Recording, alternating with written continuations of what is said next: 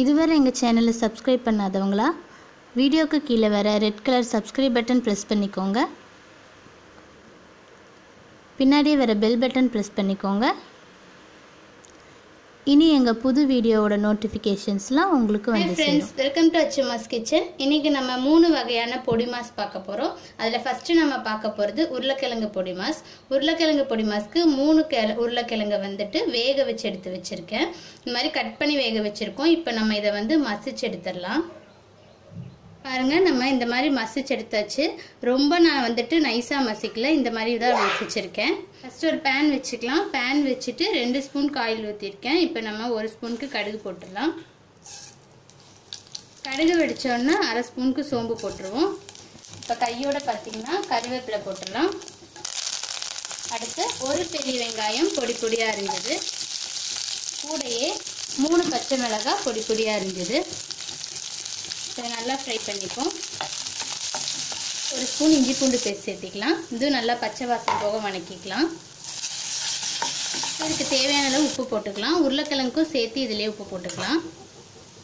அடுத்ததாக இதில் 1/2 ஸ்பூனுக்கு மஞ்சள்தூள் சேர்த்திக்கிறேன். இதில் நம்ம வேறு எந்த மசாலும் சேர்க்கல, மஞ்சள்தூள் மட்டும்தான் சேர்க்க போகிறோம். மற்றபடி காரத்துக்கெலாம் பார்த்திங்கன்னா இந்த பச்சை மிளகாய் தான். நல்லா வணக்கிக்கலாம். கடைசியாக நம்ம மசிச்சு வச்ச உருளைக்கிழங்கு சேர்த்திக்கலாம். தண்ணியெலாம் எதுவும் சேர்க்க வேண்டாம். இப்போ இதை அப்படியே நல்லா உடச்சி இதோட மிக்ஸ் பண்ணி கொடுத்துடலாம். இப்போ நல்லா பாருங்கள், மசாலா மஞ்சத்தூளில் பரட்டியாச்சு. இப்போ லாஸ்ட்டாக பார்த்தீங்கன்னா ஒரு 1/4 லெமனோட சாறு இதில் சேர்க்குறேன். இது வந்து உங்களுக்கு பிடிச்சா சேர்த்துக்குங்க, ஆனால் நல்லாயிருக்கும். அதுதான் இப்போ வந்து எகைன் இதை அப்படியே வந்துட்டு பரட்டிட்டு இப்போ நம்ம வந்து மீடியம் ஃப்ளேமில் வச்சு ஒரு நிமிஷம் மட்டும் அடைச்சி வச்சுக்கலாம். அவ்வளோதாங்க, நம்மளோட உருளைக்கிழங்கு பொடி மாஸ் தயாராகிடுச்சு. கொத்தமல்லி இருந்தால் நீங்கள் கடைசியில் தூவிக்கலாம். இப்போ நம்ம செகண்ட் டைப் நம்ம பண்ண போகிறது எக் பொடி மாஸ். எக் பொடி மாஸ்க்கும் பார்த்துட்டிங்கன்னா பேன் வச்சு 2 ஸ்பூன் ஆயில் ஊற்றிருக்கேன். இப்போ நம்ம 1 ஸ்பூனுக்கு கடுகு போட்டுடலாம். ஏன்னா ஒரு பெரிய வெங்காயம் பொடி பொடியாக இருந்தது, 3 பச்சை மிளகாய், அடுத்து கருவேப்பிலை. இதை நல்லா வணக்கிக்கலாம். இப்போ நம்ம இதில் 3 முட்டை சேர்க்க போகிறோம். அதனால் அதுக்கும் இந்த வெங்காயத்துக்கும் சேர்த்து வெங்காயம் உப்பு போட்டுக்கலாம். கூடையே பார்த்திங்கன்னா நான் 1/2 ஸ்பூனுக்கு மஞ்சள்தூள் சேர்க்குறேன். அடுத்து பார்த்திங்கன்னா அதே மாதிரி 1/2 ஸ்பூனுக்கு பெப்பர் தூள் சேர்த்துறேன். இப்போ இதை நல்லா பச்சை வாசம் போக வணக்கிப்போம்.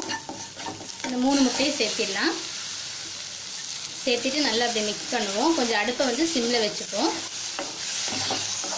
நம்மளோட முட்டை பொடி மாஸ் தயாராகிடுச்சு. இப்போ நம்ம தேர்ட் டைப் நம்ம பண்ண போகிறது முள்ளங்கி பொடி மாஸ். நான் முள்ளங்கி வந்து தோல் சீவிட்டு நல்லா துருவி எடுத்து வச்சுருக்கேன், 2 முள்ளங்கியை.